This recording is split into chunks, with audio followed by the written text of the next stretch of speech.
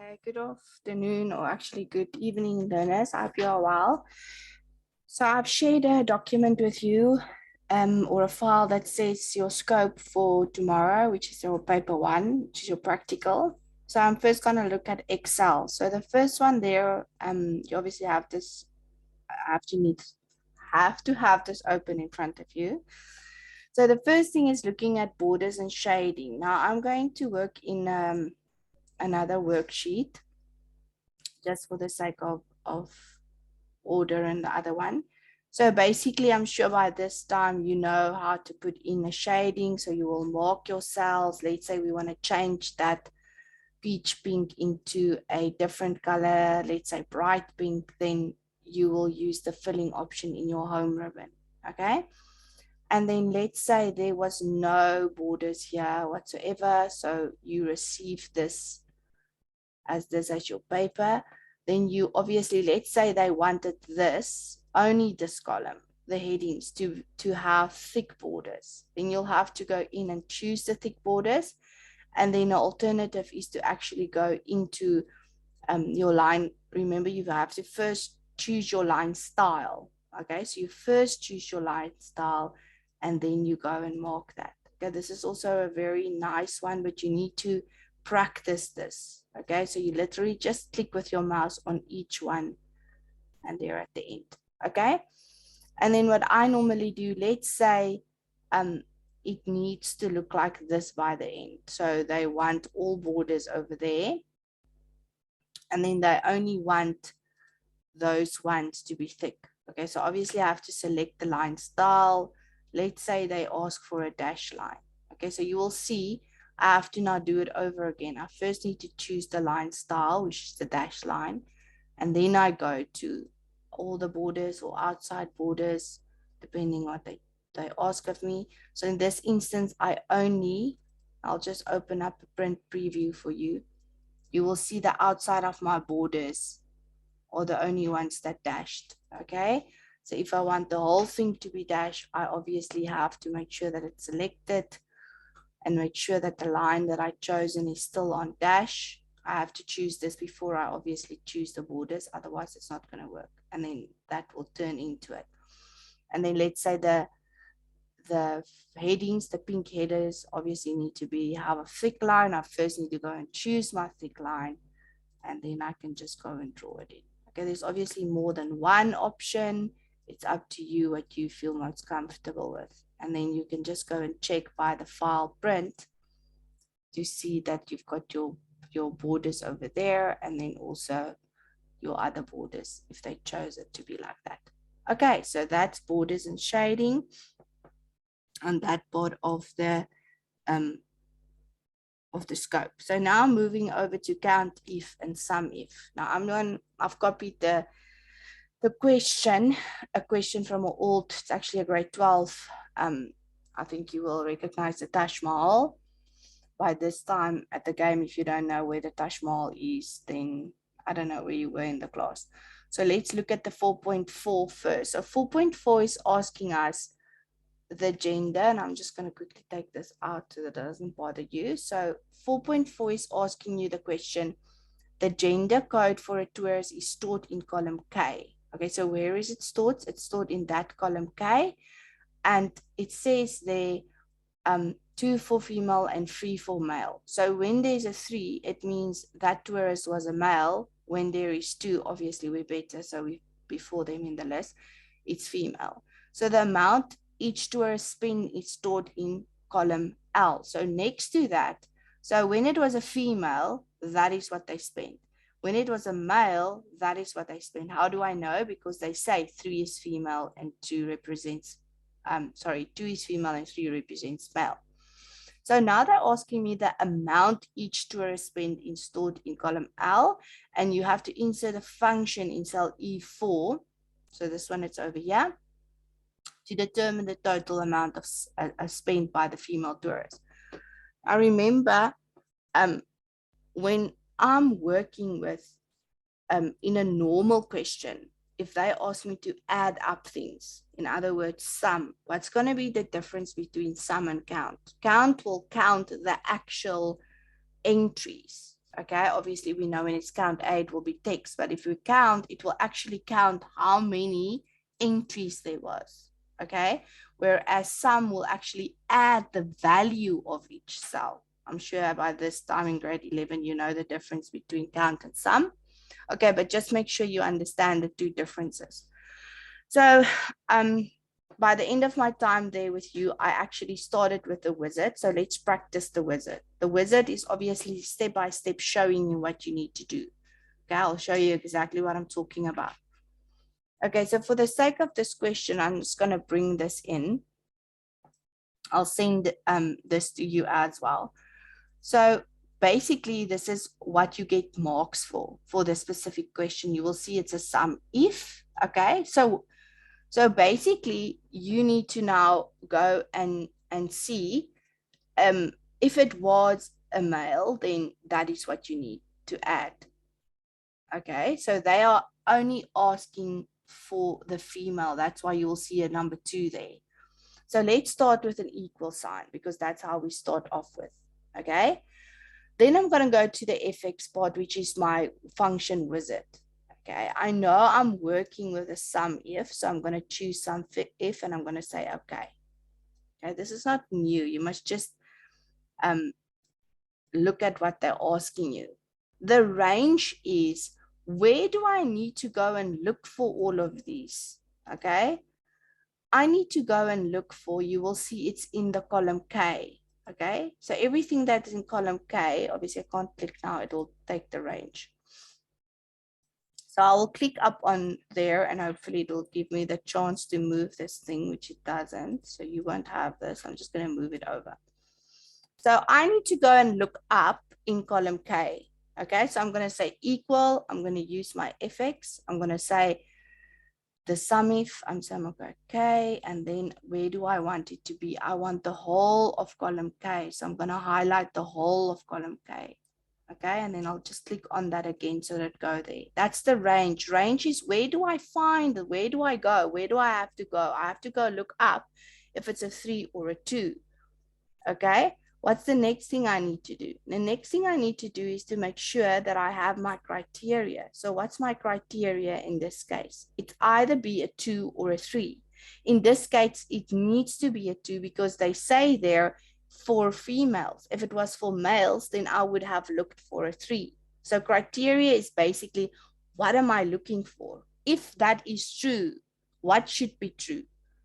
And then obviously, what do I add up? You will see there the sum range. And your sum range will obviously be, they already said it's in L. So that is what you need to add up. So they're only going to see where's the 2's, and corresponding to the values in 2's, that is the values that they're going to add up.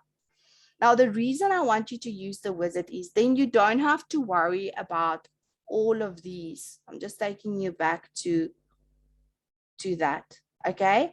If you want to remember sum if, then good luck, but then that is the function that you need to take into account of.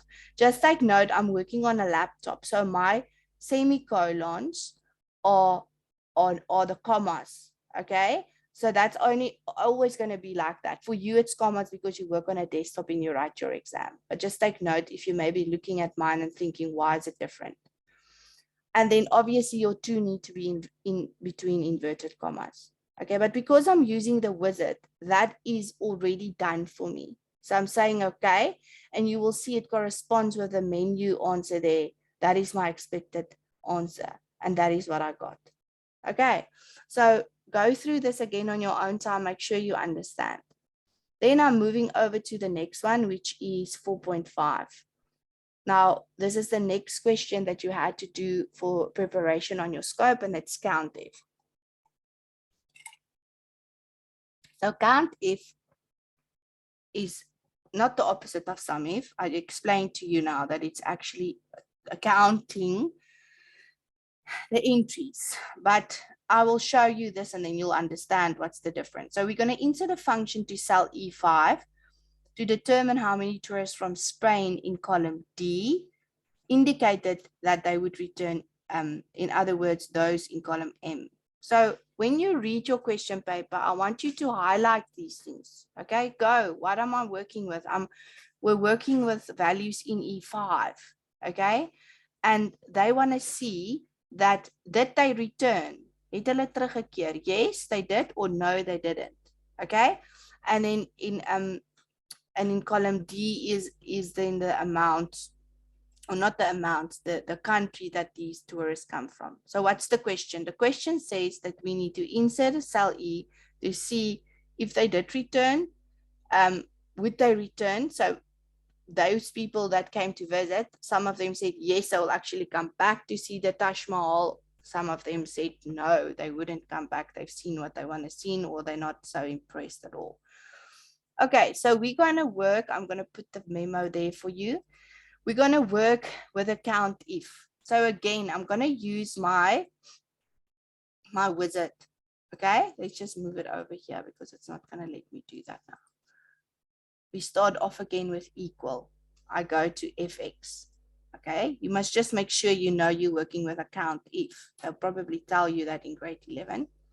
If you can't find count if, then you'll have to search for it here. So we're just going to say count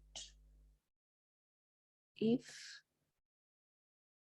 Okay, there it is. Double click. And now you will see again, it gives you already the range. What is the range? Where do I need to have a look if they're going to go or not? Okay, so basically they said we must look at the range. So if you look at the range is going to be obviously the M's. Yes. Because that is where we're looking for the, oops, sorry, that is not the range. I'm going back to the range. The range should be, they want to know how many tourists from Spain. See, I'm not reading the actual question. I just started off with. So we obviously need to look, if the person comes from Spain, then it's going to be, so I'm just going to quickly take this away because it's giving me trouble now. Okay, so we're going back again and we're going to say equal fx. We're going to look for count if. The range is Spain. So if the person comes from Spain, so where will I find Spain? In column D. That is what's said in the actual question. It says there that if the person comes from Spain, indicated the tourist only from Spain. Okay, so I'm clicking again there to go back. What's the criteria? They want to know the people that will return, so it will be a yes. Make sure that you click on the YES. Okay, and must be spelled correctly, so it's a capital E. Okay, and you will say okay. They said 0. I'm not sure if I did this correctly now. Let's quickly see what the memo says. Okay, so they actually said that, okay, there's another option. Then we obviously need to say, okay, fine. If they're from Spain, now you will see the difference between a count if this is actually more than one. They must come from Spain. That's the first one. And they should say yes, they want to come back.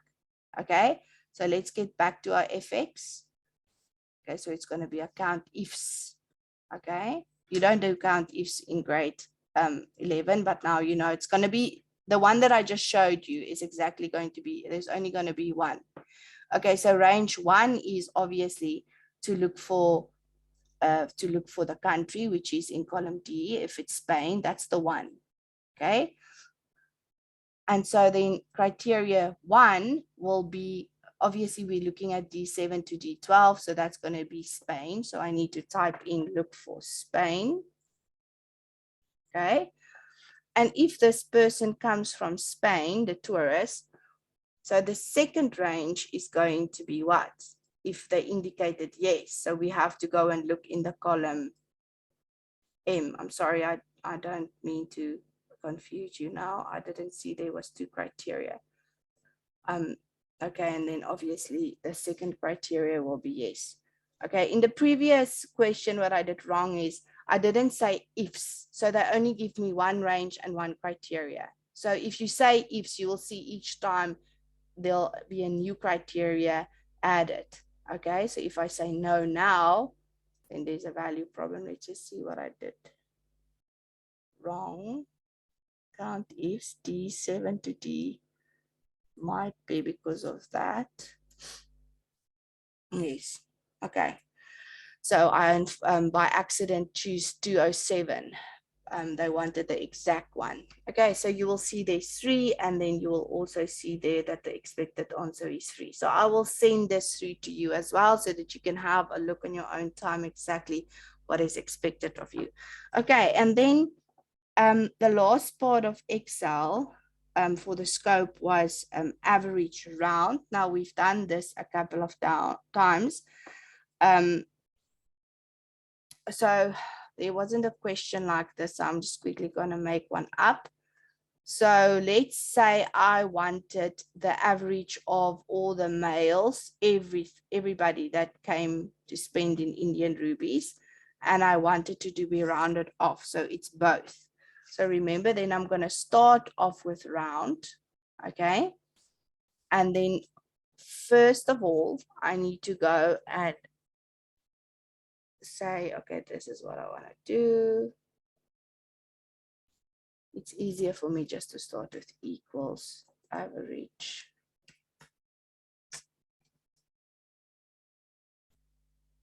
Equals average. And then I need to go and calculate this. Okay, let's say this is the average, but they want it to be rounded off. Now remember, if they ask you for a function, you can't do this. Okay, you can't go and just take the zeros off of it. Increase, decrease. This is not what they ask. They want you to actually put in a round function before. So easiest is to go and do the average first, and then afterwards go and put in the round. And then just remember, it needs to be rounded off by, say, let's say 2 decimals. Okay, if it's 2 decimals, then you must put in the 2 there. Let me just see. I think I might. See, I'm still struggling with this comma 2 thing.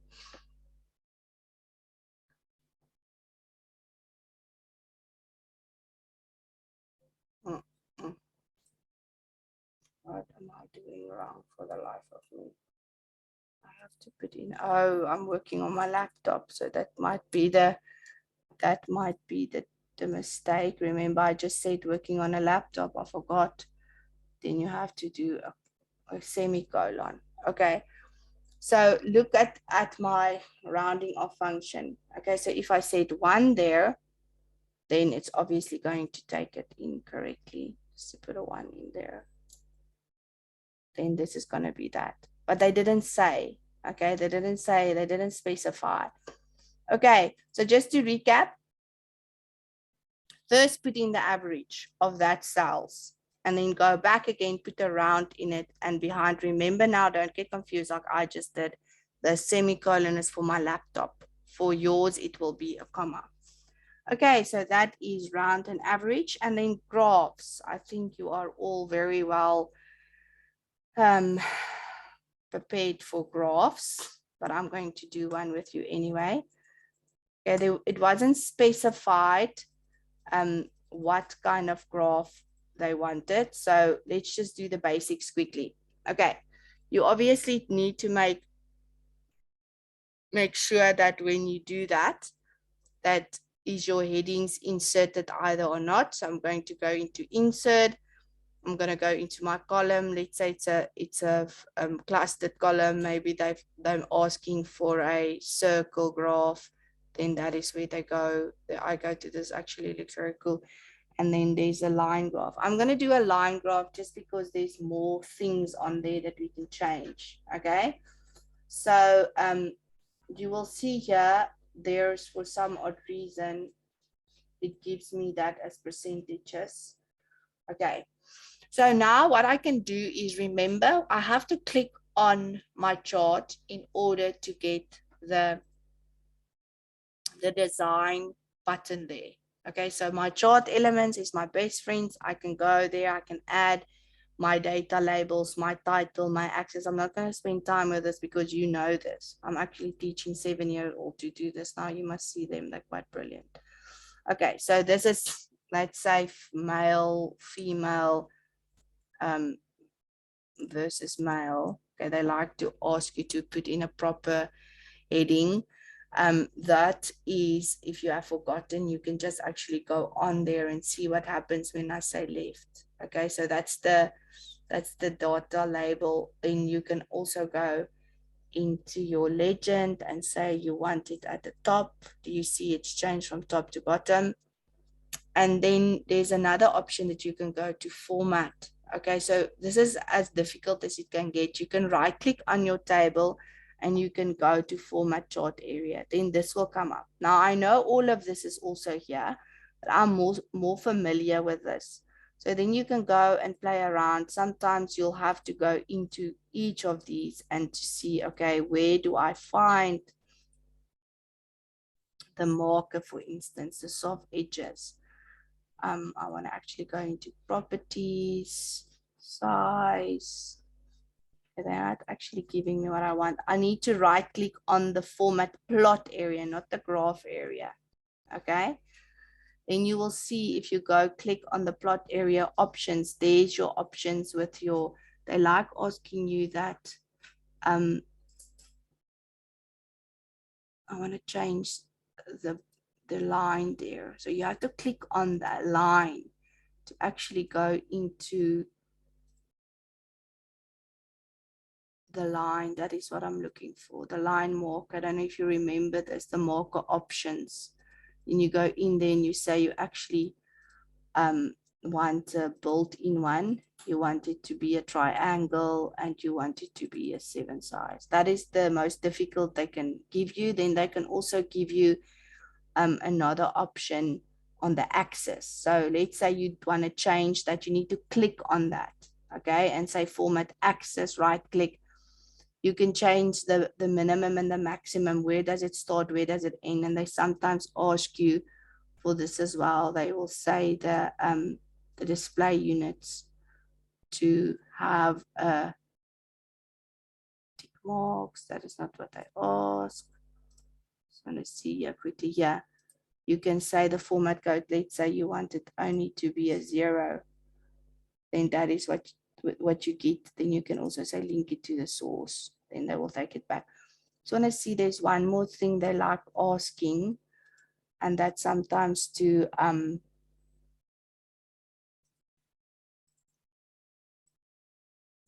change the decimal. Yes, look here, there's the category. It's put on percentage. If you want to put it on number, you have to go in there. Do you see what happens? I think general will probably work better on this case. Yes. Okay, so that is where you change it. You need to right click. You need to say format axis, and then you go to that little, you see I can choose the fill, I can choose the shadow, etc. And then I have to go to the last one. That is also where I went when I changed the marker. Okay, so you'll need to see if you can maybe exercise this tomorrow if you have time. Okay, so play around. I'm sure graphs is something you have had since the beginning of time. So that is the most difficult it can become. So hopefully you know what you're doing. Okay, this is the end of Excel.